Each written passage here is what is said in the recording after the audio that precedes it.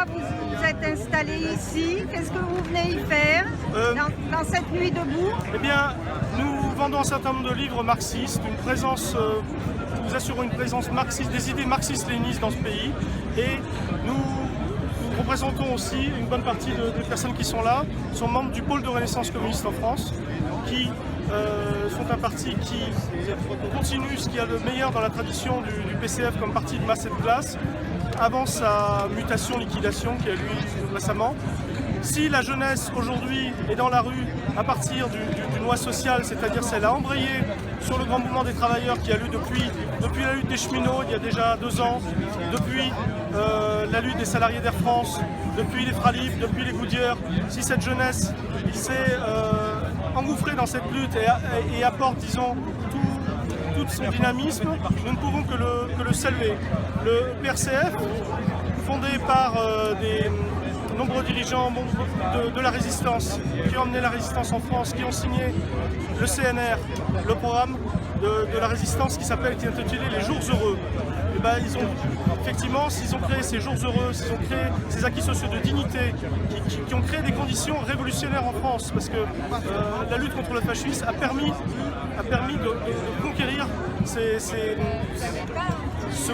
cadre républicain de progrès allant vers le socialisme qui permet aujourd'hui à la jeunesse de rêver à des jours meilleurs. Et si la jeunesse aujourd'hui défend les nuits debout, c'est aussi parce que les communistes ont créé les jours heureux.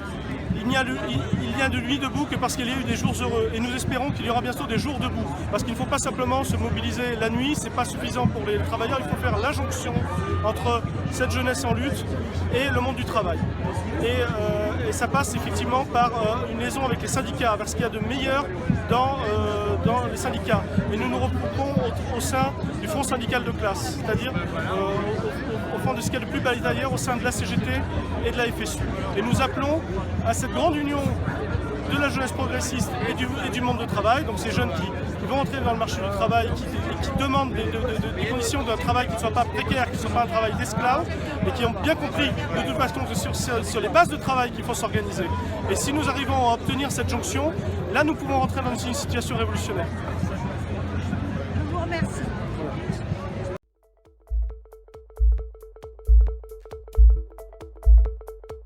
Tiens, aux cheminots, aux ouvriers en lutte, bien sûr.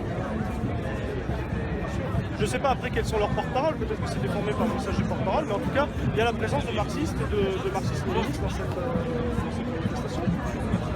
Bon, le fait est qu'on a été bien accueillis, on a ce message porte-parole. Évidemment, nous on pense que dans l'histoire du mouvement ouvrier, le marxisme-léninisme est la forme la plus aboutie, la forme d'organisation, c'est-à-dire notamment le centralisme démocratique. Le centralisme démocratique, c'est une libre discussion entre les membres et maintenant application unitaire, à partir du moment où les normes ont été votées. C'est un bon compromis, disons, entre la nécessité de la démocratie et l'efficacité. Et ça, un mouvement ouvrier doit passer par cette conception du centralisme démocratique. C'est-à-dire, de même, il y a l'internationalisme prolétarien, ça c'est un autre fondement du marxisme, et l'autre, c'est la centralité de la classe ouvrière. C'est-à-dire que ça veut dire qu'on n'exclut personne en termes de peu importe d'où viennent les individus. Mais en tant que classe, il faut que ce soit la classe ouvrière qui prenne la direction. D'ailleurs, aujourd'hui, ce sont les ouvriers en lutte de chez Goodyear qui sont au front, qui sont les victimes d'une augmentation dans la répression. Il ne faut pas nommer fasciste parce que sinon on ne peut plus nommer les choses. On est en voie de fascisation dans la répression.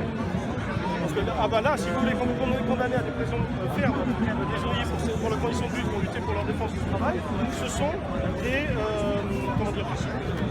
vous avez passé un cap, vous êtes en train de franchir un cap, et c'est eux qui sont en première ligne. Donc comme ces ouvriers sont en première ligne, il faudrait absolument opérer le soutien. Mais qu'il y ait une partie, c'est en convergent, le Che Guevara disait qu'il fallait faire plusieurs, 1, 2, 3, 4 Vietnam, c'est-à-dire qu'il faut augmenter les fronts. C'est comme ça qu'on arrivera à... Donc, ce qu'il faudrait, c'est arriver à ce que les travailleurs s'unissent dans une grève générale interprofessionnelle reconductive. Il faut arriver à cet état-là. Donc de toute façon, il est absolument nécessaire de bloquer la production. Et donc effectivement, il y a certainement un ferment. Pardon, monsieur. On le voit, on espère. Au tout début de Nuit debout et des premières manifestations, on parlait de grève générale. Le LPA en particulier parlait de grève générale, appelé à la grève générale. Et ça ne va pas la prendre. Mais c'est pour ça qu'il faut absolument faire. Vous, il faut une grève générale, mais internationale. Non, pas au moins en France en tout cas, et pour sortir de l'Union Européenne, parce que la directive et l'économie sont liées à l'Union Européenne, c'est la mise en musique des directives de l'Union Européenne et la sortie de l'OTAN. Il faut demander la sortie de l'OTAN pour que ça prenne le pont, parce que Hollande nous a remis, même Sarkozy déjà nous avait remis dans le commandant intégré de l'OTAN, et Hollande a remis un cap. Désormais, l'état-major peut carrément parader. Donc il faut poser cette question géopolitique, c'est-à-dire la sortie, l'indépendance, la souveraineté de la France, redonner une souveraineté politique pour donner ce cadre. Donc pour ça, il faut une convergence de différentes luttes pour arriver à la grève générale. Il ne suffit pas de décréter la grève générale comme ça, mais il faut créer les conditions. Et pour créer les conditions, il faut donc que toutes les luttes convergent. Voilà, je sais pas si...